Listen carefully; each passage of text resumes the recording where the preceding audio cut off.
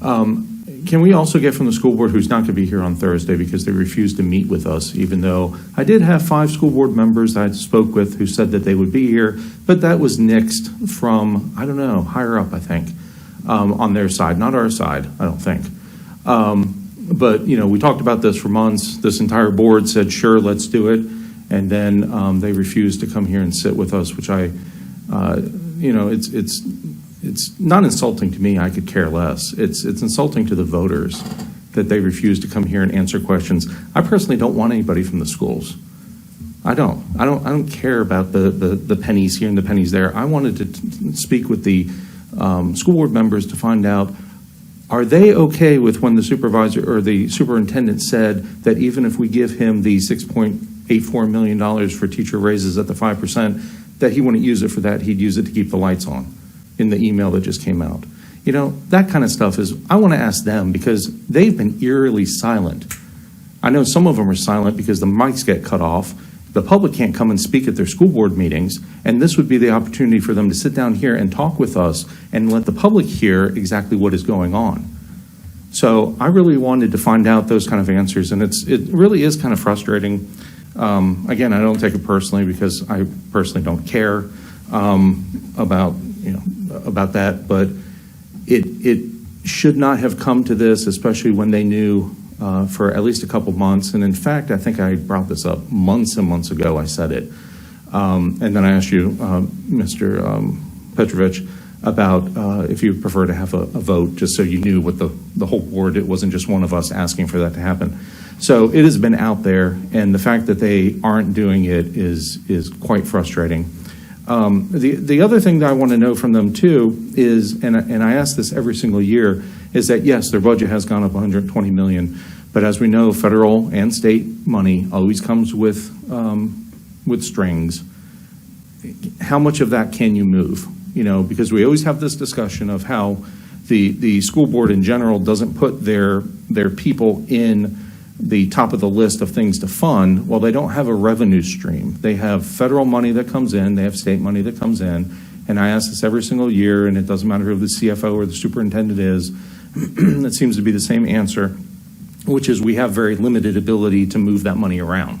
And if you have limited ability, please quantify that with a dollar amount, because we never kind of get that, and I would love to know that. And that would have been one of my questions, because apparently I've asked for, or I've said I've had questions. I haven't, given questions. So that was another email too, by the way, which is kind of frustrating because my questions are not directed to their employee. My questions are directed to the school department that has elected officials that have run, the voters have voted for them, and it's up to them to answer the questions. And if they refuse to do so, I find that insulting to the voters, and they should too.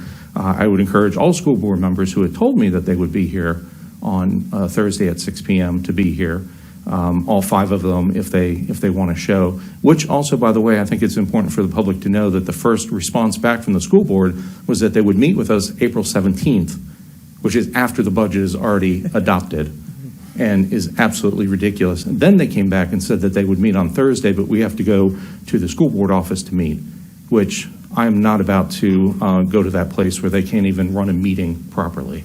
So that's the update. I would like some of those questions answered. And in fact, I have lots more questions too. So hopefully some school board members show up and we'll have at least a mini discussion of some sort. Thank you. So I'm going to go back to Lori next, but I do have a question. So, I mean, is that something that needs to be advertised by the school so many days in advance that they could even be here? Are we already past that deadline? So, I mean, I appreciate what you're saying, Mr. Yakabousk, but I don't think over 2 of them can show up legally at our Thursday meeting at this point in time. Would that be accurate, Carl? Yeah, depending on what type of meeting it is, and I expect it would be a special meeting. This is our regular budget work session meeting we have this Thursday. Right, yours is fine. Sure. Theirs might be a special meeting of the school board. Yeah. Typically, the Freedom of Information Act requires the 3-day notice. Yeah. It says, notice reasonable under the circumstances if there's an emergency. Obviously, the request has been made for quite some time, so I don't know that it would fit them in an emergency. So there is a question as to whether they could legally meet if there's been no advertisement or posting. So if they do show up, Chris, we might have to kick everybody but two of them out. So, That's at their own risk, obviously. We didn't do it at the public hearing. It was more than two of them at that. well, I mean that's I think that's different. I don't think they were violating that. I think that's different rules. Though. Yeah. That's Well, That's like if a I might, party. Mr. Chairman. Sure. We can't sit down there with more than two because they didn't advertise it. Yes. But if they want to come up to the lectern and answer questions that we might have or state positions if we ask. Obviously, I would leave that to their counsel, and certainly if they feel comfortable with it, that's their call. sure.